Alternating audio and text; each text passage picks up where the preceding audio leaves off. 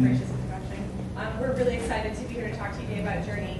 We're actually going to be showing you a part of Journey that very few people will ever see, and that is the very first prototype we ever made of Journey. So it's definitely, it's not as beautiful as the game you see screenshots of, but it's very influential. We really appreciate you guys taking the time to listen to us talk about it and give us your feedback. So, no further ado.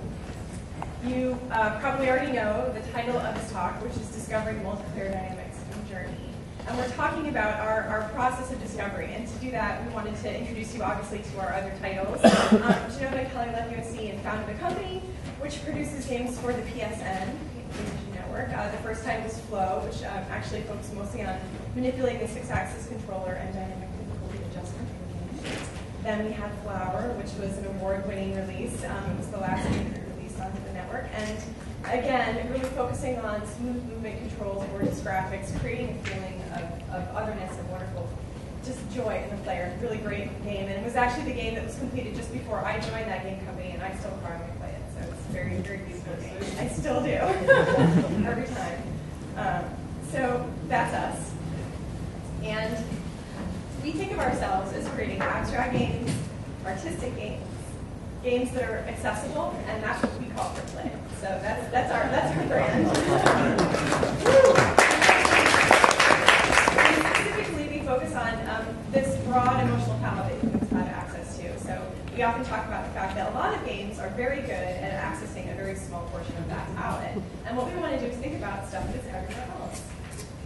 And Journey is our third, foray onto the PlayStation Network, and we thought, what we should probably do is take advantage of this other feature that we've never actually played with, and that's the online portion of the network. So Journey is a game in which people can actually play together with one another. This is important to us. It's a focus for us, and I think we want to create that same kind of feeling that we've created, that same kind of focus on something new and special with this title. And so we really want to make something that's truly about two people. I don't know if you have anything else to say about that. Well, yeah, because this is the first time we ever actually think about making a multiplayer game, and I'm the kind of guy who likes to think big at the beginning. So at the very early on, we had very crazy things we want to do with a multiplayer game. I showed some of these slides that you see. I'm sure most of you haven't seen this before, but here's my understanding about entertainment. This entertainment could create stimulation on your brain, either through intellectual or emotional stimulation, sometimes social. And I was trying to look at everything I do in my normal life with entertainment, and surprisingly, I can back them around fairly well in these categories. In the past, because you can look at the top, which is intellectual and emotional stimulation. It's kind of like what a movie and a novel are very good at. And I think video game industry has learned a lot from the movie industry.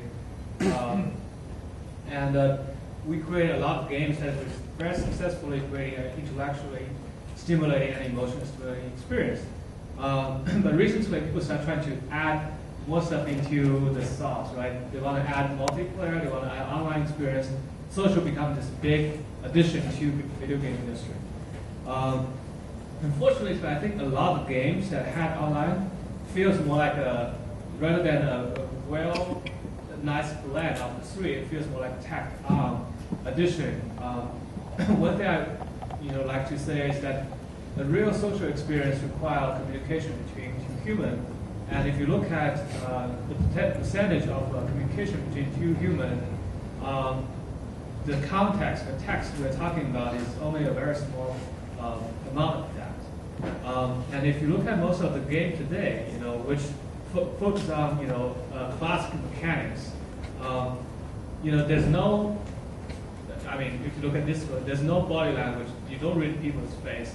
You don't really talk to each other most of the time. And most of the gameplay forces you to look at your teammates' ass rather than their face, right? Even like in the most popular game, like World of Warcraft, where's the face? Even if you look at their face, there's no face there, right? And if you think about what is the most social components for their game, it's this thing here. I remember talking to the designer from World of Warcraft, and he said he designed a chat system, but he had no experience in that. He just basically combined ICQ and IRC together and come up with something there, which is probably 20 years old technology. And if you look at the rest of the screen, they're all focused on the traditional gameplay, which is combat. And I think for a game that is truly want to involve social interactivities, the game has to be rethinked from the ground up.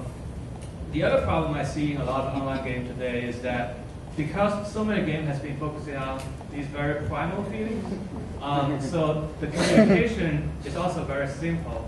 And even if people do express their feelings to each other, they express very simple feelings.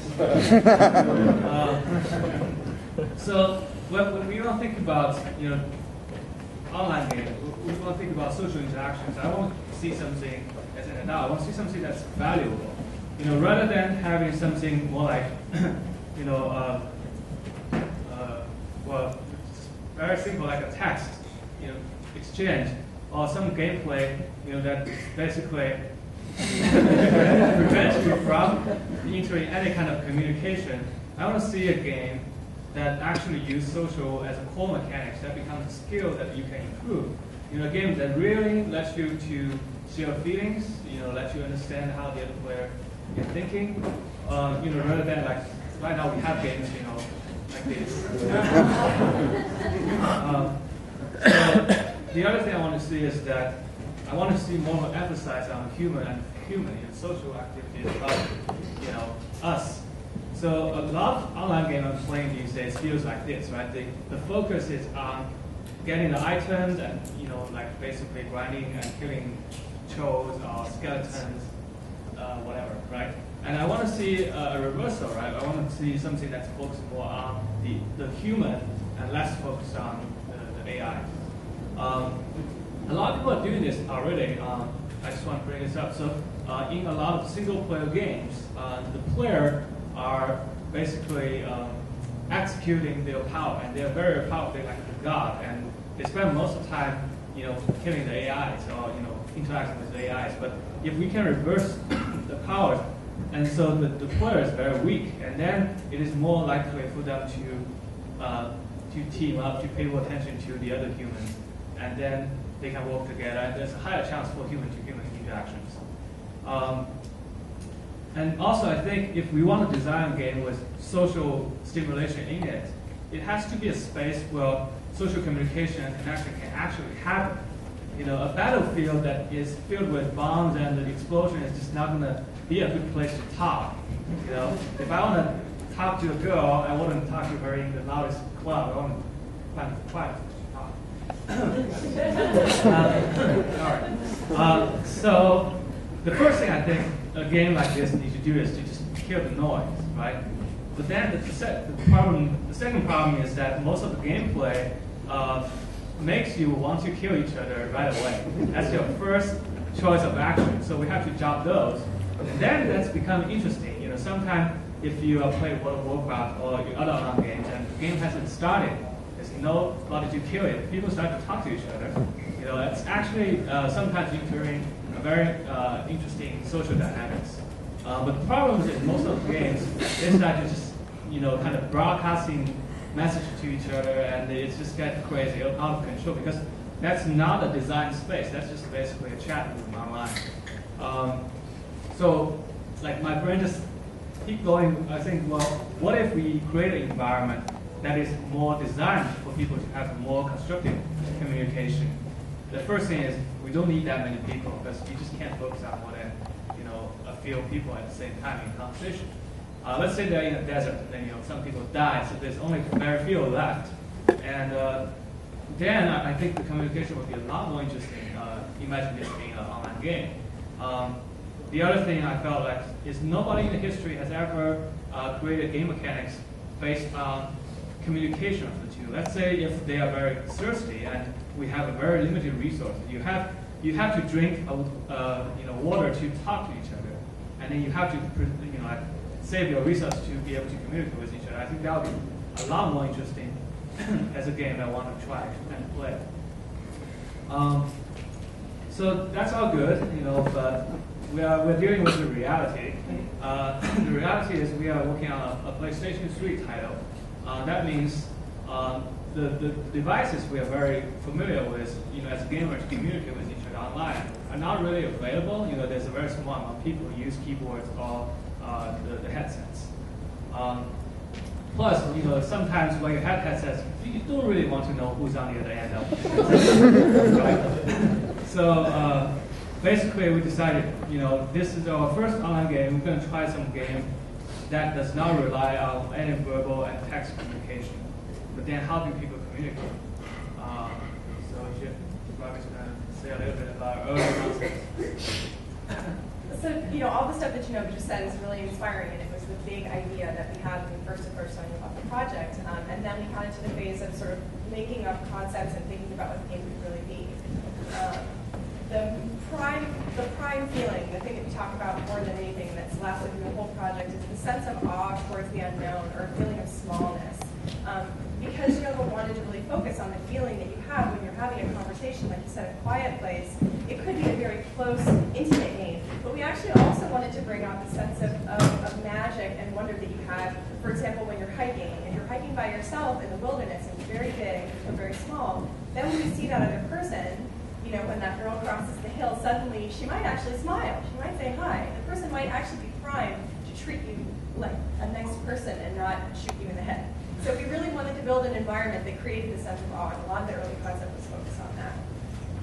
The other thing is that some of Jenova's early work was actually a little bit more about a pilgrimage or a spiritual journey, and there would be multiple people in it. So we weren't really sure if it was going to be many or a few, and so some of the early concept focused on this idea that you would be walking together with a lot of people in this image they're holding hands, or approaching a place where you could see others going before you. The idea of trails came up in a conversation about this I think it was this picture, being able to see the way that people had gone, even if you couldn't see the people. That would allow us to reduce the number of people in the game without actually reducing this feeling that we were going on a journey that had been done before.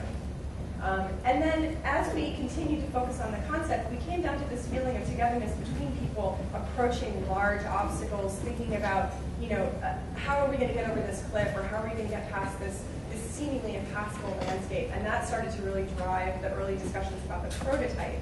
And this image, I think, really expresses that very clearly. Like, these two people are facing something that's completely difficult, and they don't seem like they have a lot of power. I mean, if they were to whip out a magic wand, it would be a different scene, but that's not the kind of game we're building. This feeling of togetherness between two people really comes out in dark and scary environments, and so that was another thing that a lot of the early concept focused on. Creating a sense of mystery and really that depth, like, for example, if you were in a very foggy evening where it was very dark and you couldn't see the person ahead, you were very far.